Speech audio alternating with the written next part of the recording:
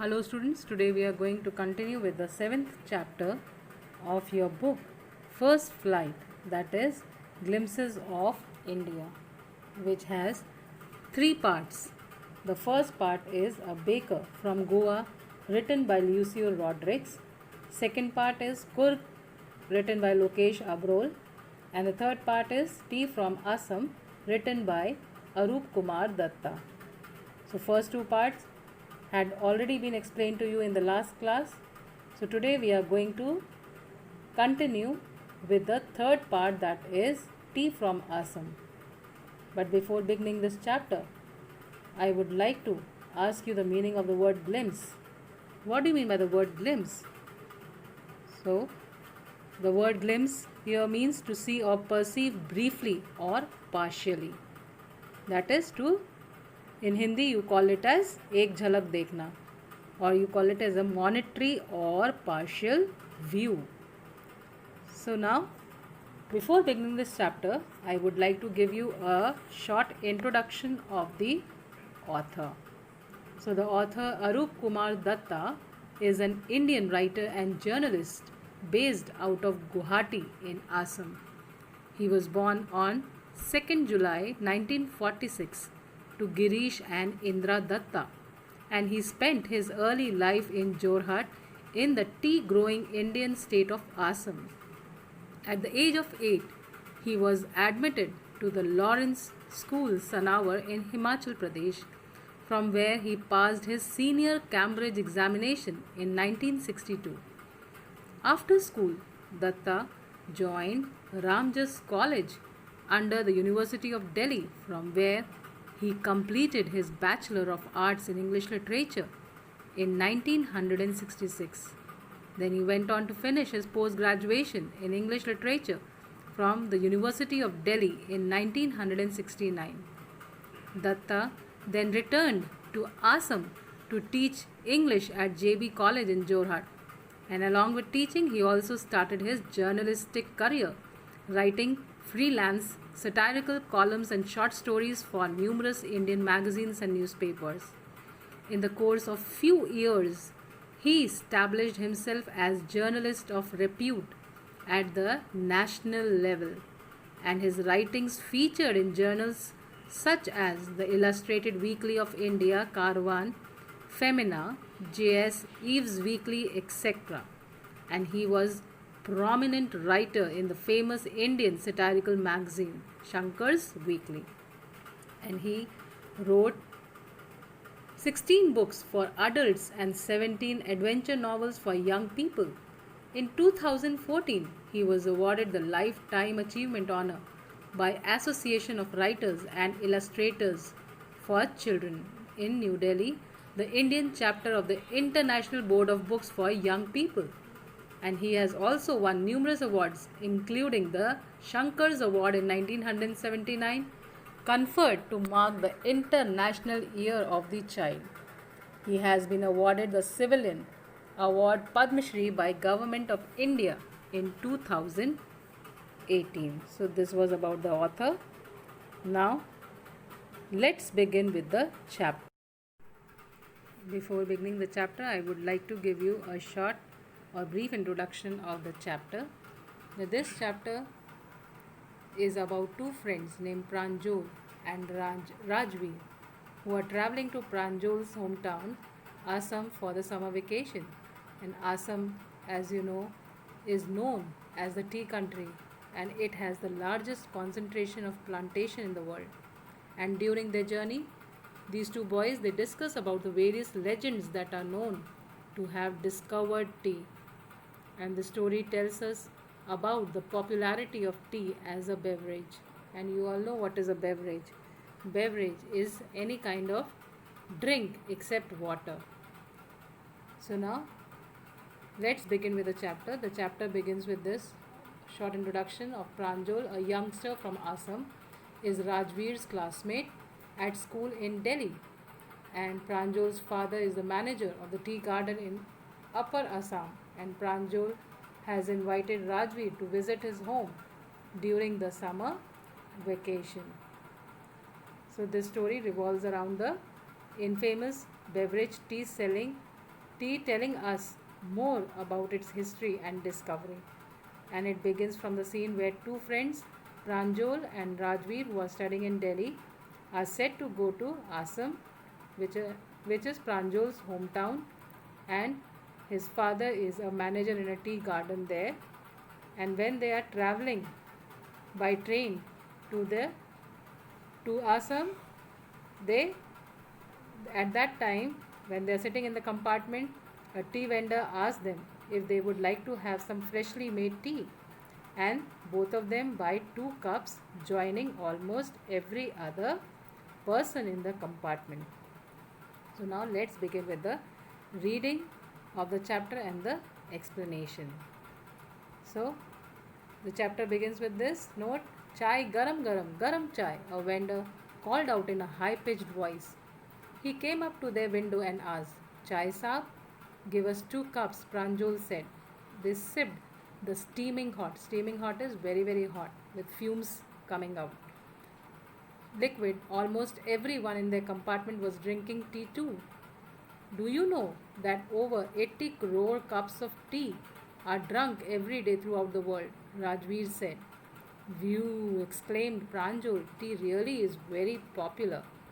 So, first let's see to the meaning of the hard words. The word steaming, as I told you, is extremely hot, and exclaimed means to cry out suddenly in surprise. So, in these lines, we can see that the scene is set on a train station or a railway station where a tea vendor asked the two friends Pranjal and Rajveer if they would like to have a cup of tea or if they would like to buy some freshly made hot tea, and they decide to have 2 cups of tea, joining almost everyone else in the compartment. Everybody else in the compartment, they also had taken tea. And with this, Pranjal highlights the fact that almost 80 crore cups of tea are consumed every day throughout the world, while Rajveer remains surprised on listening to it. Indeed, he says, tea is a popular beverage all over the world. Then further, the next paragraph says, the train pulled out of the station. Pranjal buried his nose in his detective book again.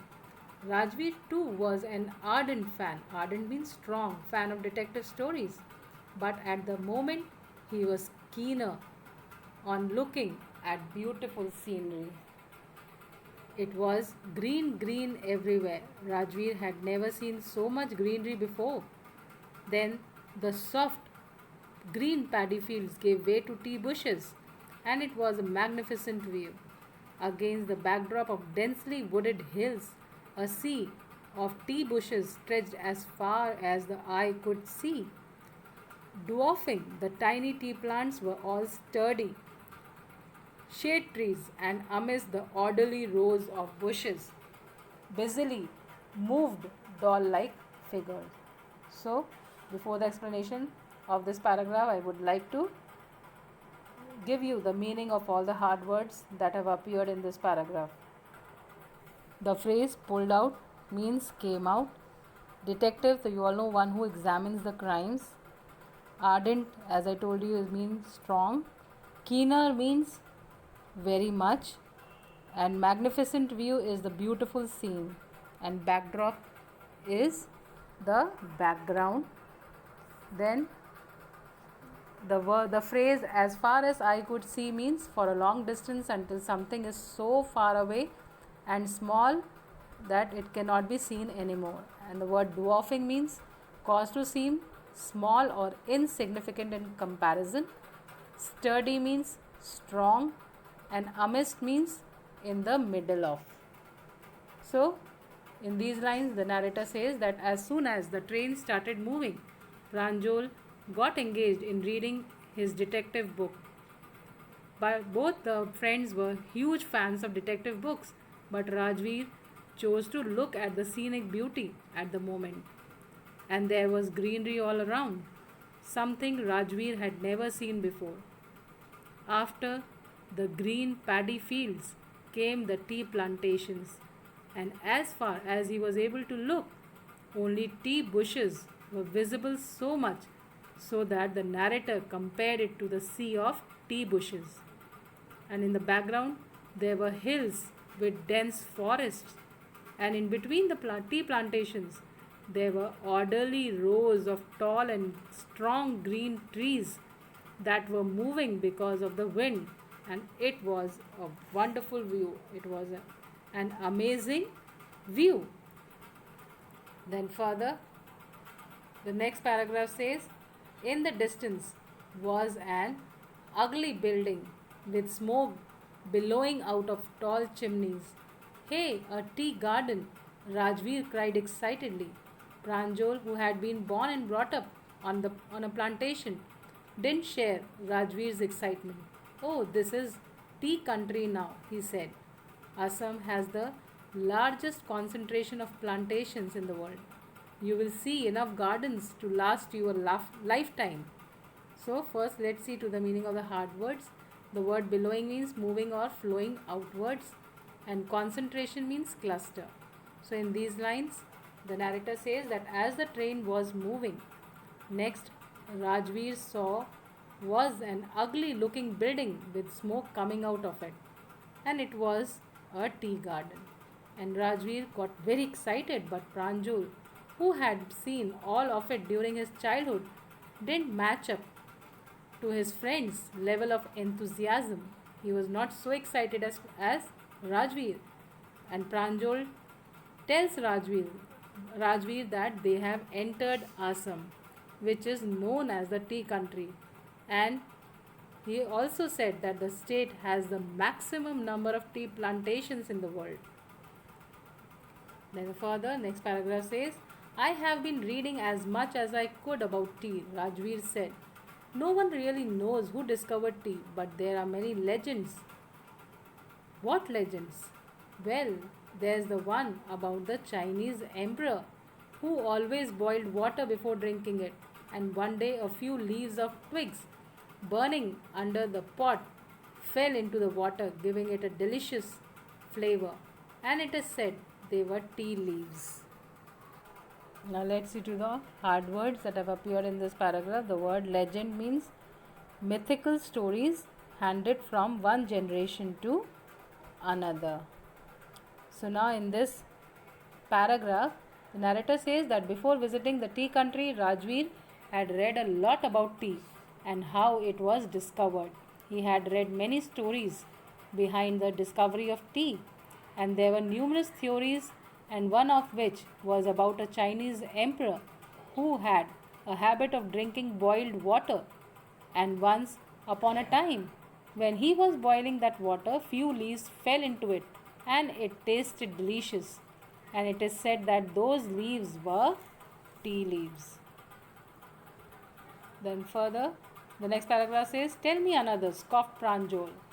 We have an Indian legend too, Bodhidharma, an ancient Buddhist ascetic. Ascetic is the priest, or you can say is the saint, cut off his eyelids because he felt sleepy during meditations. 10 tea plants grew out of the eyelids.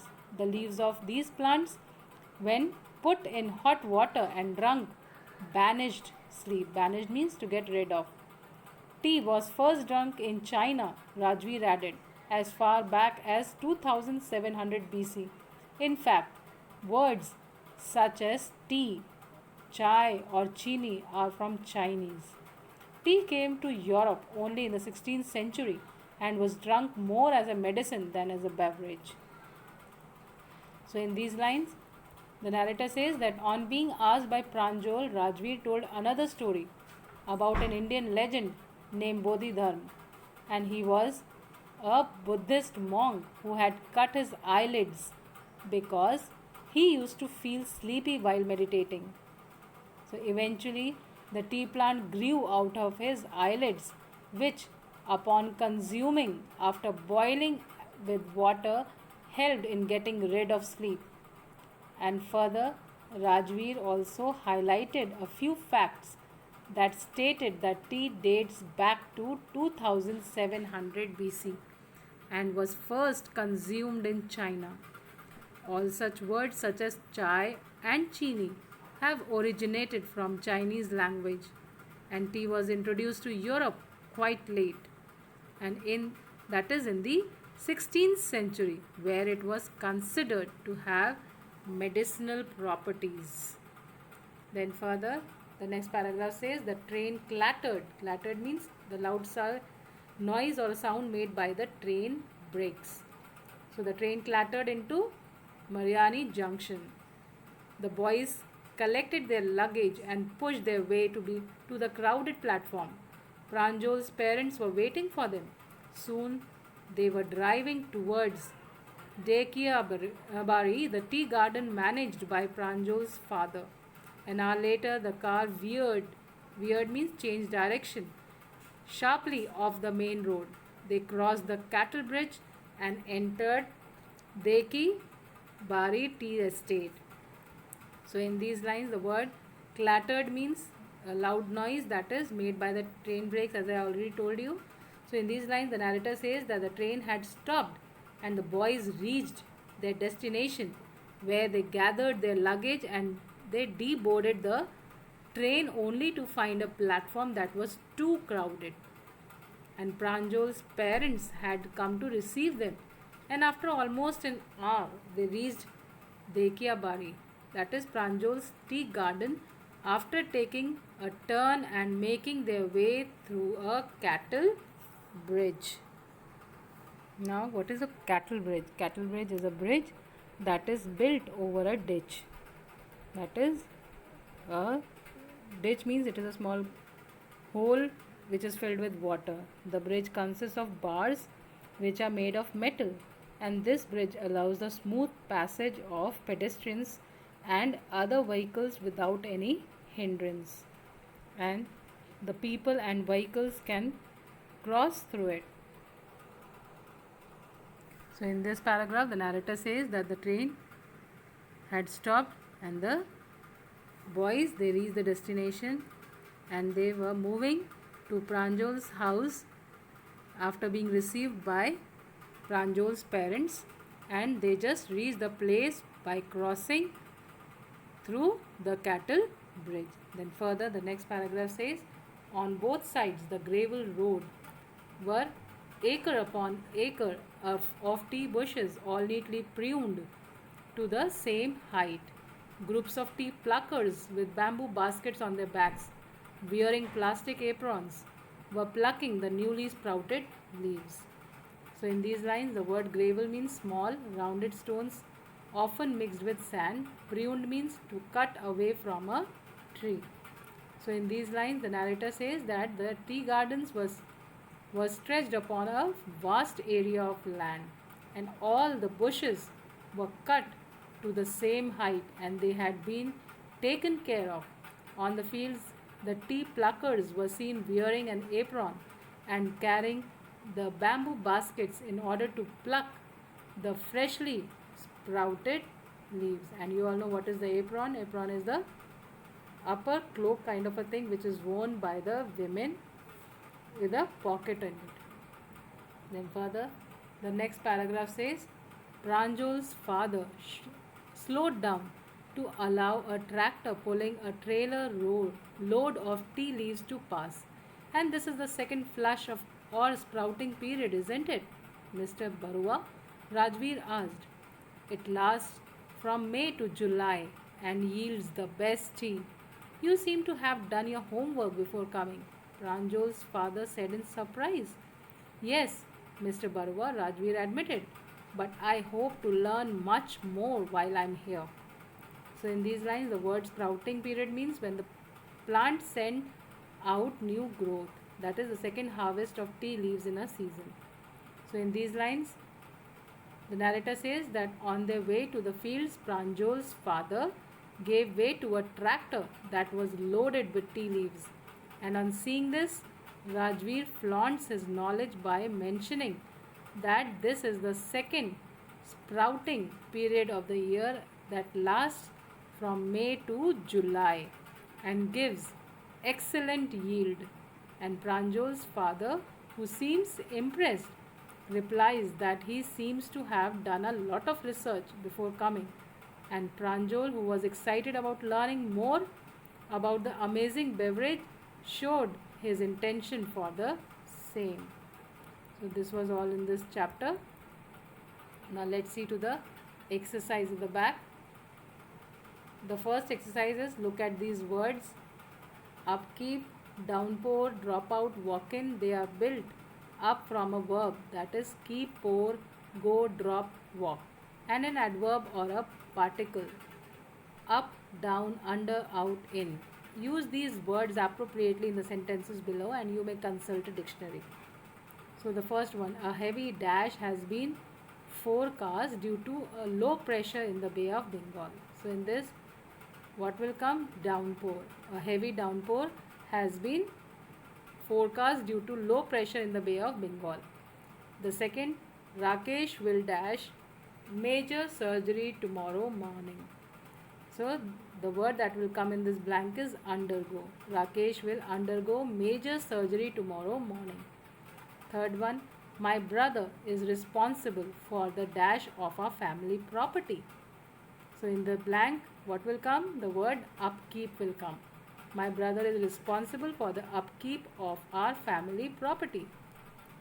Then fourth, the dash rate for this accountancy course is very high. So the word that will come in the blank is dropout. The dropout rate for this accountancy course is very high. Then the fifth, she went to the enterprise company to attend a dash interview. So the word that will come in the blank is walk-in. She went to the enterprise company to attend a walk-in interview.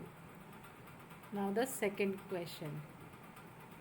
Now fill in the blanks in the sentences given below by combining the verb given in brackets with one of the words from the box as appropriate. And the words given are over, by, throughout, up and down. So the first sentence, the army attempted unsuccessfully to dash the government. And in the bracket the word is given through. So what will come in the blank here?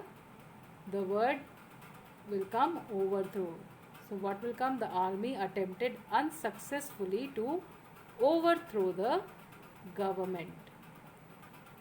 Now, scientists are on the brink of a major dash in cancer research, and the word is break, which is given in the bracket.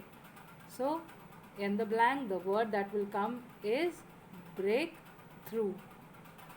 So the word will be, the scientists are on the brink of a major breakthrough in cancer research. Next, the state government plans to build a dash for Bhubaneswar to speed up traffic on the main highway, and the word given in the bracket is pass.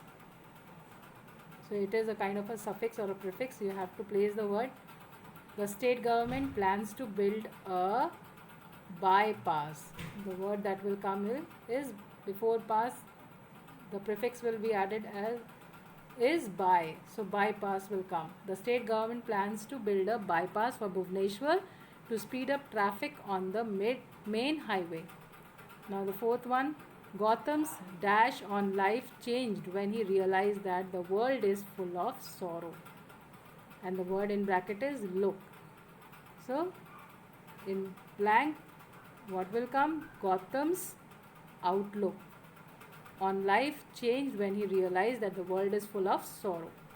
Fifth one, Rakesh seemed unusually dash after the game, and the word that comes in bracket is cast. So what will come in the blank? Downcast. Rakesh seemed unusually downcast after the game. So this is all for today. I hope you all have understood and you will complete the remaining exercises also. Thank you and goodbye.